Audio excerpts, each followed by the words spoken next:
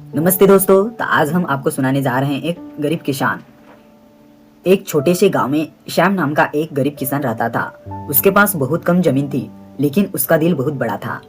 श्याम अपने परिवार से बहुत प्यार करता था। उसके घर में उसकी पत्नी सीता और 2 बच्चों रहते थे। श्याम दिन रात मेहनत करता था ताकि उसके बच्चों को भूखा न रहना पड़े। हर रोज सुबह सूरज निकलने से पहले शाम उठ जाता था। वह अपने बैलों को लेकर खेत में चला जाता था और पूरे दिन खेत में काम करता था। कभी हल चलाता, कभी बीज बोता और कभी खेत में पानी देता। उसकी मेहनत देखकर गांव के लोग भी उसकी तारीफ करते थे। लेकिन श्याम की जिंदगी में मुश्किलें भी बहुत थी। एक साल गांव में बहुत बड़ा सूखा पड़ गया। बारिश नहीं हुई, खेत सूख गए और फसल बर्बाद हो गई। पूरे गांव के किसान परेशान थे, लेकिन श्याम बहुत ज्यादा चिंतित था क्योंकि उसके घर में खाने के लिए भी बहुत कम अनाज बच गया था। एक दिन शाम को श्याम थका हारा घर लौटा। बच्चे भूखे थे। यह देखकर उसके आंखों में आंसू आ गए, लेकिन उसने हिम्मत नहीं हारी। उसने अपनी पत्नी से कहा, सीता, हम गरीब जरूर हैं, लेकिन मेहनत करना नहीं छोड़ेंगे। एक दिन भगवान हमारी मदद जरूर करेंगे।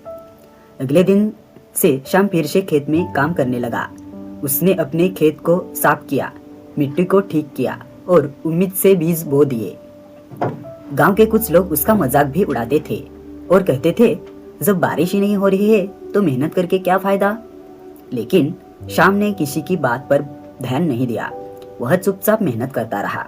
कुछ दिनों बाद अचानक मौसम बदल गया। काले बादल छा गए और जोरदार बारिश होने लगी। बारिश कई दिनों तक होती रही। धीरे धीरे खेतों में छोटे छोटे पौधे उगने लगे।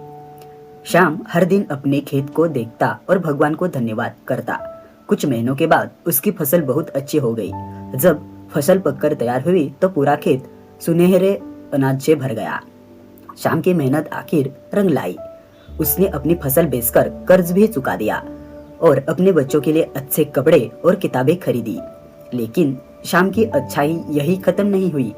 उसने अपने गांव के उन किसानों को भी मदद की जिसकी फसल खराब हो गई थी। उन्हें बीज और अनाज दिया। धीरे धीरे पूरे गांव में श्याम की इज्जत बढ़ने लगी। लोग उसे फिर एक किसान नहीं बल्कि एक अच्छा इंसान भी मानने लगे। श्याम हमेशा कहता था, गरीबी बुरी नहीं होती, लेकिन मेहनत छोड़ देना सबसे बड़ी हार होती है। इस कहानी से हमें यह सीख मिलती है कि जो इंसान मेहनत और उम्मीद नहीं छोड़ता, भगवान भी उसकी मदद जरूर करते हैं। कैसी लगी ये कहानी? अगर अच्छी लगी हो तो इस वीडियो को लाइक करें और ऐसे ही नए नए वीडियो देखने के लिए इस चैनल को सब्सक्राइब जरूर करें।